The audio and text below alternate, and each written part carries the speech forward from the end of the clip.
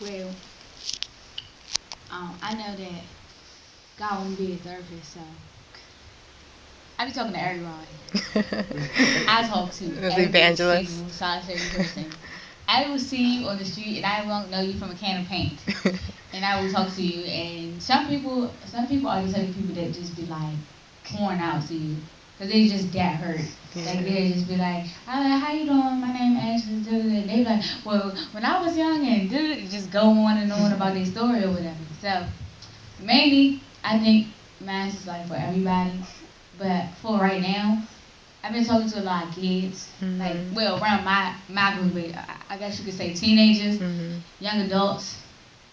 I stay talking to people at school, Yeah. trying to get on their case, making sure they're doing what they need to, do, or whatever. Even I be trying to talk to them about God, like they need to change their thought process and stuff like that. So yeah. Oh, Miss Stephanie, you got something too?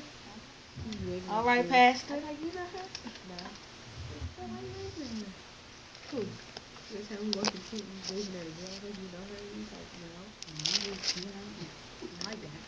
I think that because I'm a little older than you all, it has shifted over the years, and I believe that will happen to you as well. Mhm. That your level of influence will be at one level at this place in your life, and then as you are faithful over those that God has placed in your life here, then more people will come, and you'll be able to impact them. But for me, I would say throughout my life, one of the consistent groups of people that I've always been able to really minister to are unmarried women, and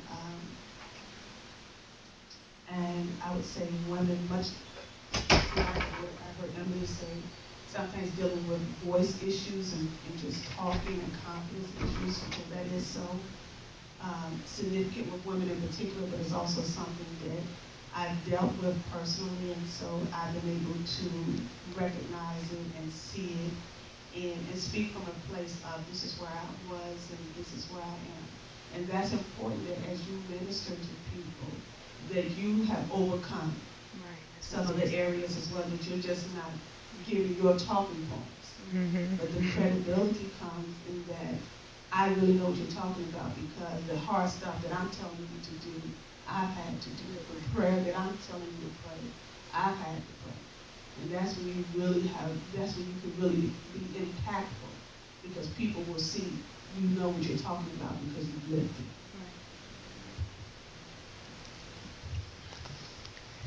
Anybody have something else to say on that point?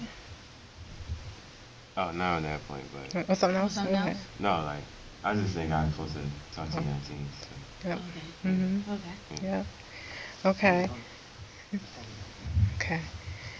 And so if you guys could go to Genesis 2:18, and we're kind of switching over Are we to going back? making significant relationships. Are we going down now? Huh? We going down? Genesis 2. I can't remember where you guys were at I'm first, but I talking think about it's right up. here. Genesis 2. Oh, yeah, we're going down. You have Okay. to connect. Oh, I want Um. to read the Timothy. That's why. Oh, I okay. I'm sorry. I apologize. skipped over that. It's We'll. all right. I Um. just wanted to see Yeah. Yep. Of what it was course. about. I got a message by the cell phone 18 and 20. Oh, that's fine.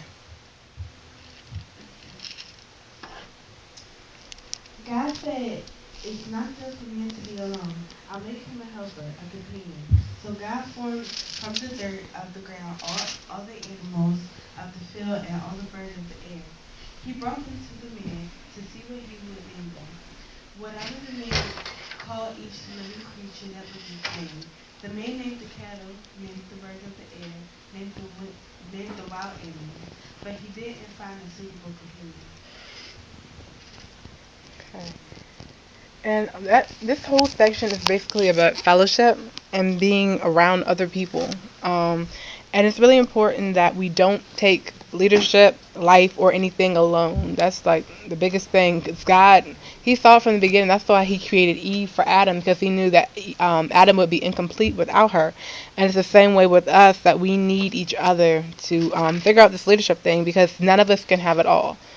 We all have our own piece. Even in this team, you can see how we're really balanced, which is a good thing. We have all different, leadership abilities, and it's important not to think of yours more highly than you ought, or think yours less than what you ought, because everybody's piece is needed. Because I mean, if one person's not filling their spot, you can't really fill your spot the way it's supposed to be done.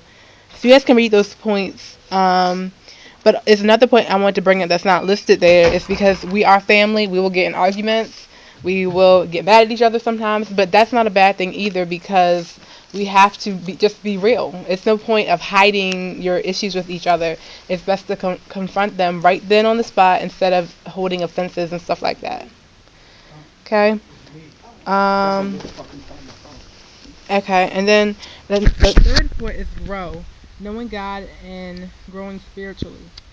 And I'm not going to make you guys go back to that point with Genesis 2 and 7. But the word breath, you guys can read this here. The word breath in Genesis 2 and 7 is the same word for spirit.